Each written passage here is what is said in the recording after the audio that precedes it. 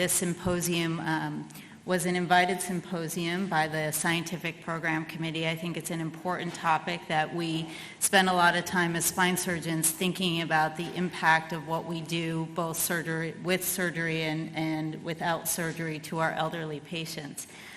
Our next talk will be by Alpesh Patel, Optimal Treatment of Central Cord Syndrome in the Elderly. Great, thank you, and I appreciate the opportunity to be a part of this symposium.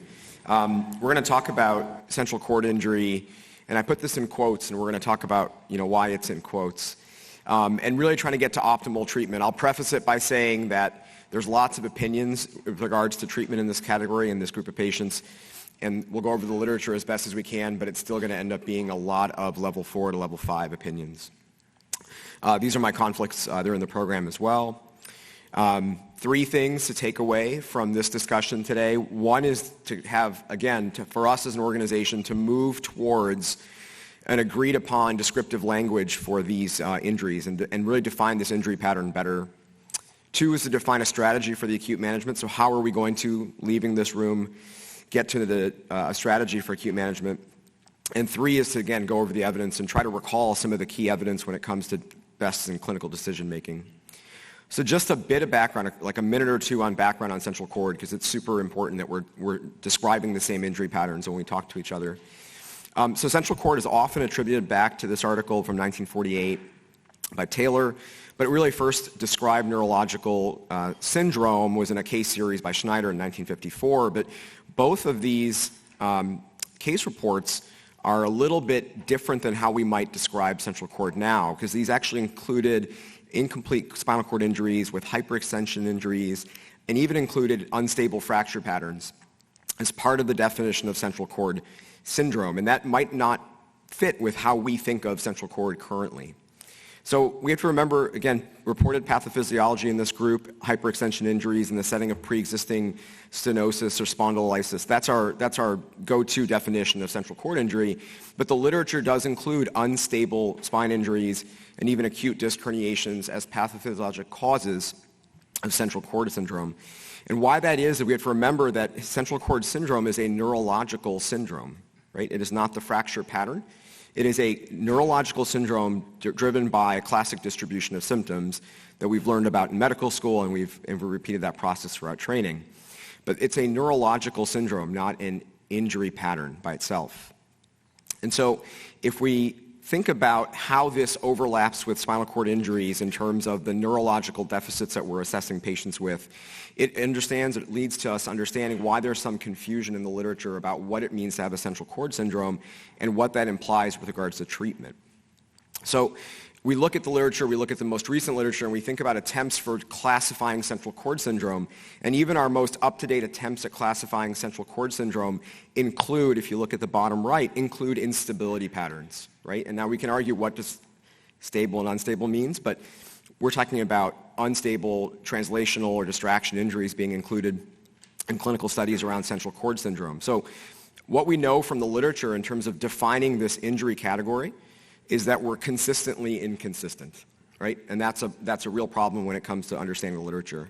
So maybe, again, with that idea of coming to some common consensus around what central cord syndrome means, what do we label as a central cord? And my argument, and the rest of the discussion today, I'm going to think about a central cord with these characteristics.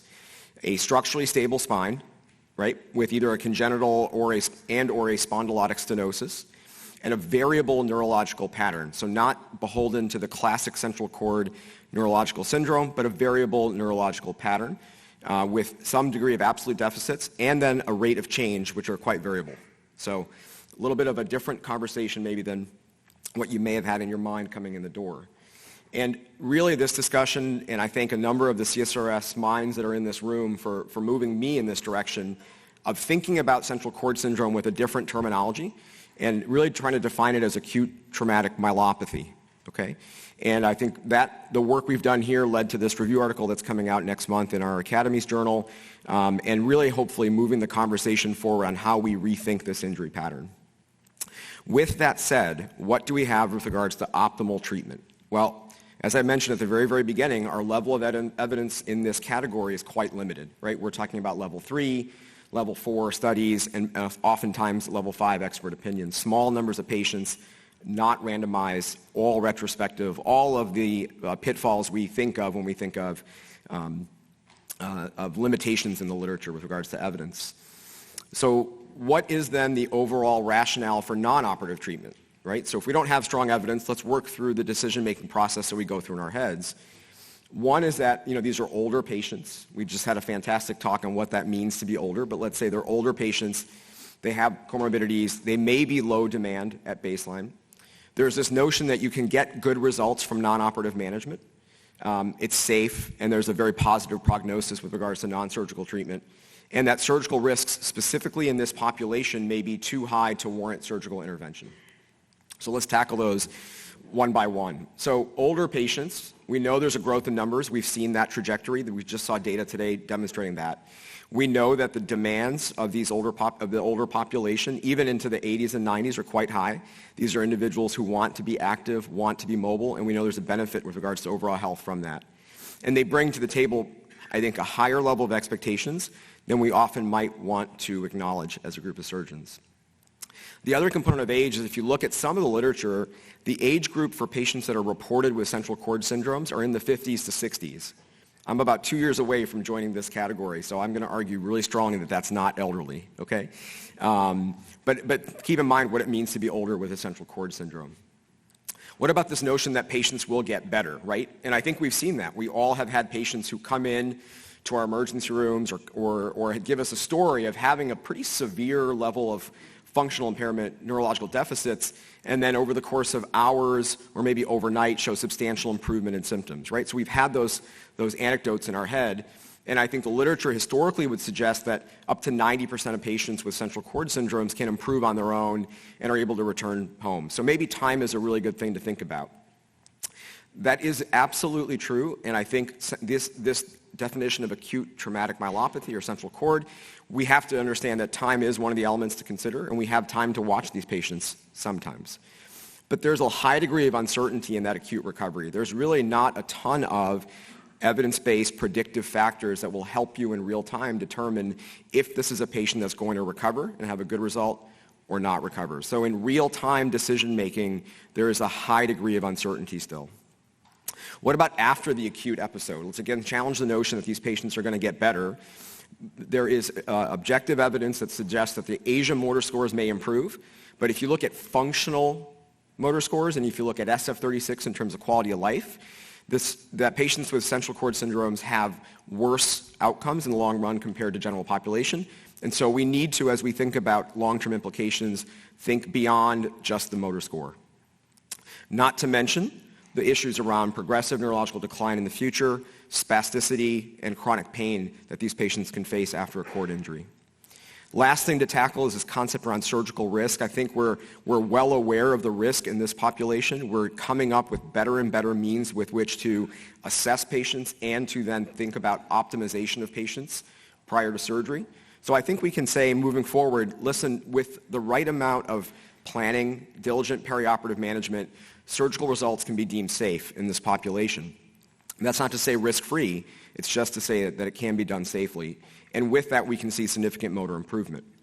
So can we think about central cord syndrome or acute traumatic myelopathy as being closer to an acute incomplete spinal cord injury? And that's certainly where my practice is now. That's where many of us are in our institution at Northwestern consider this as a variant of a acute incomplete spinal cord injury. And as such, we rely on the literature to support early intervention in this population.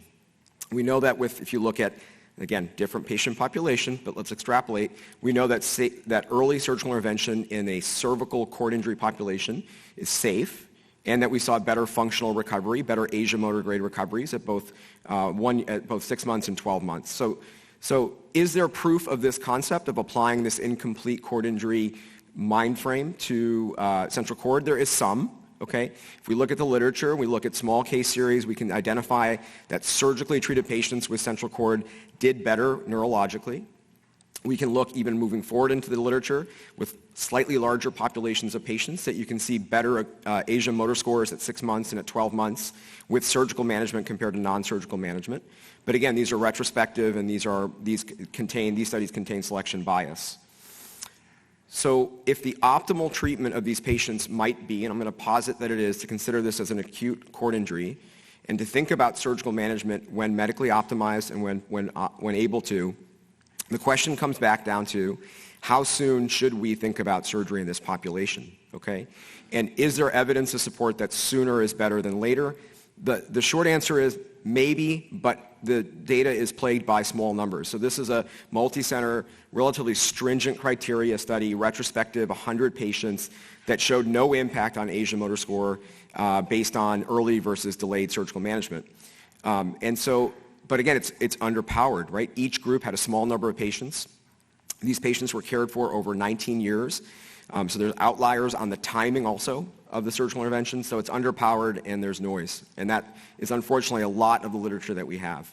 I'm going to wrap up just because I know I'm getting the red light and I don't want to go too late. But another literature also, again, another evidence suggesting maybe there's an improvement in early intervention, but again, plagued by confounding factors. So what I would conclude with is to hopefully, again, move the society and move our conversations towards a modern definition of what central cord syndrome is, right? So we're going to move away from the purely classical neurological cord syndrome and think about it as spondylotic patients, stenotic patients, stable fracture patterns, but with incomplete cord injuries. Non-surgical care is likely and okay for a subset of patients, but we really don't have great predictive factors in real time to determine who's going to do well and who's not, other than watching patients, right? Watching them for 6 hours, 8 hours, 12 hours, 24 hours, some number that we're making up in our heads to determine if they're going to improve or not before we think about surgical intervention. Surgery is safe in this population and at least offers a chance for improvement. And I think the question in my mind is how soon should we intervene, right? How early is early enough in this population, and how do we optimize patients to get them through the surgery as safe as possible given our improving understanding around concepts around frailty and care for the elderly. Thank you very much. Hi, I really enjoyed the session, like super relevant, right? It's almost like we're having to learn how to manage trauma all over again. At least I feel that way. So I had a comment for Alpesh and a comment for Tim. The comment for Alpesh is, look, I agree with you that we need to think about central cord injury as an incomplete cervical injury, so I agree with you. I might just refer you to a paper that you may have missed. It just came out late September in JAMA on, it was a prospective propensity-matched cohort study with 186 patients, and we showed a clear benefit for surgery in central cord syndrome, but a much greater signal in the Asia C patients than the Asia D patients. We run into a ceiling effect with the Asia D, so that's just kind of the comment there. Alpesh, question for you. So totally agree, on management of surgical management for central cord syndrome, but in patients who are getting better who choose not to but still have radiographic stenosis and they choose not to have surgery done, are you counseling against any certain activities, like any activity modification that you're saying, okay, well then you can't do X, Y, and Z? Or are you saying, okay, do what you want at your own risk? So, did you have a follow-up or you want to I'll wait first? So I think, that's a scenario, it's probably a pretty unique scenario, I would say. And I don't know how often, patients refuse care as much as we're making the active decision to either provide surgery or not provide surgery, right? So let's say they're getting better neurologically. Let's say you opt to watch it. You bring them back for repeat examinations. If they return to normal neurological function, right, I don't know that I would have a lot of restrictions outside of maybe high impact activities. This population that I'm thinking about, though, generally speaking, is not at risk other than falls, right? So the fall risk is an issue that I consider as I'm thinking about long-term management, but I don't have set limits that I give them if we're going to go down the road of non-operative management. Question sort of for the whole group. You brought up the paradigm of the hip fracture, the anticipated mortality in the first year following the event. We understand it as a sentinel event in someone's healthcare. And then there's sort of a parallel potentially to be drawn with the age population and cervical fractures. But there's also a difference. Our colleagues have been spending decades trying to figure out how to quickly and effectively fix that fracture. In our hospital, most of them are done under spinal anesthesia. The surgeon is rolling the patient to the PACU by the time we're scrubbing after prepping and draping for a cervical procedure. So the physiologic stress of fixing that hip fracture And what we are talking about doing for cervical spine fracture are widely different. So I'm just sort of interested in what people's thoughts are about how apt is the comparison to the hip fracture patient versus the group that you guys have all been talking about. Well, I think as one of the few non-ortho surgeons here, I probably am the least able to talk about the comparison with hip fractures, as I've never, fixed a hip.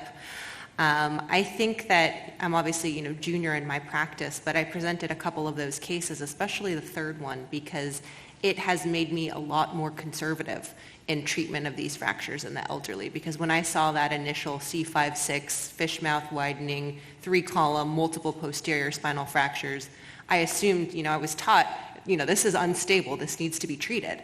And I thought, for sure nothing good's going to happen. This guy's 96, he's in this collar, he's going to get intubated for some procedure, he's going to have complications as a result of it. And it actually healed very nicely on its own. So I think, personally in my practice, I have led more towards being more conservative. I love the conversation about frailty, but I think one of the other points was, I don't know if you noticed, but the frailty scores were almost exactly the same for all 3 of my patients. And when I told you the stories of them, there was so much more to their stories. Cardiac disease that has been very stable, even though they're on a blood thinner for the last 5 years, is a different story than the guy who's been hospitalized for 2 months for cardiac failure recently. So even these frailty measures, they're obviously better than just age, but I don't think they're adequately capturing everything about our patients.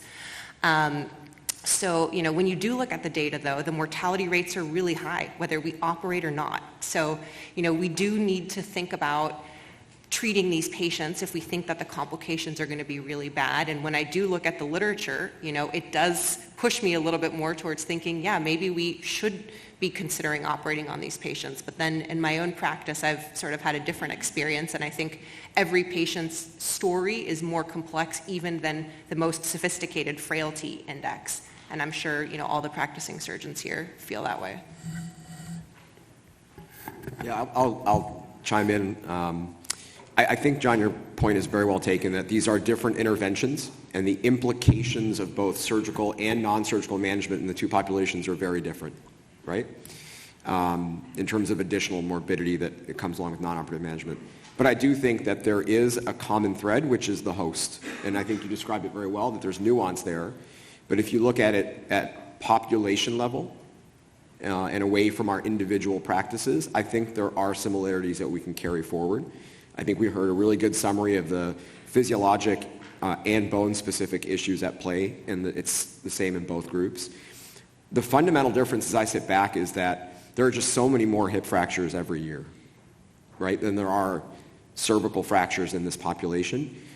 There are extrinsic motivations that have also led a lot of centers to come up with really at least consistent hip fracture protocols, right? These are publicly reported outcomes. And so that also has incentivized the treatment of consistent treatment algorithms or protocols, and we don't have that. So I think what we see right now is a lot of fragmentation, right? We all do it a little different. Northeast Ohio, West Virginia, they all have different ways of managing these fractures. I would love, if we have time, if there are any of our colleagues from overseas, from outside of the U.S., who maybe have a little bit more of a systematic way of addressing this population level. I'd love to hear from them, if not right now, during the meeting. Well, some of the data, though, are actually really encouraging. What was reflected is spine surgeons tend to be a bit more thoughtful and reserved about surgical intervention in this group. 98 to 99% of hip fractures that roll in the door get fixed. It's rare that the circumstance precludes surgery, but yet the data are still the data. 20% of them expire. So, I think we're being thoughtful. It's very nuanced and complicated, but it sounds like at least our instincts are leading us in the right direction. We just need to be more scientific about it, I suppose. We'll take one more question. Yeah, thank you. Steve Ludwig from Maryland Shock Trauma. My question is for Tim. I know you focused on a lot of the inappropriate patients that were subsequently transferred down to Metro. We actually have the sort of the reverse problem. With the economics that's going on, with the nursing shortages, with our OR resource issues, that are not uncommon for everybody in this room. We're often challenged with that trauma patient, elderly, that's sitting at an outside hospital and is waiting. And they're waiting, and we're trying to get them over, but yet they go from a certain magnitude of trauma and physiologic distress to a much more burdensome level of management. And my question to you is, do you have a protocol where you guys say, we can't, you got to get this patient to another hospital, we can accept them, but there's a liability associated with that, your name is associated with that patient? Do you have any experience with that? Yeah, I don't. When I'm on call, I'm always shocked at what I get called for, and even more shocked what I don't get called about. But oftentimes I'm on the phone talking to treating physicians, at outside institutions, and I don't. At Metro, at my institution, we tend to find a bed for them, whether it be, I don't tell an outside treating physician to send a patient elsewhere. We just don't send patients out. I think, we're a trauma hospital. We're in the middle of huge, wonderful healthcare institution, and, we're considered a regional center. So I haven't had the issue of sending a patient to another hospital. I think that would involve tremendous liability, like you said. And it might be hospital day 3, okay, but we're going to get that patient to our center and treat them for there. But like for this, a bunch of them, we were the 4th hospital that the patient got to at that time.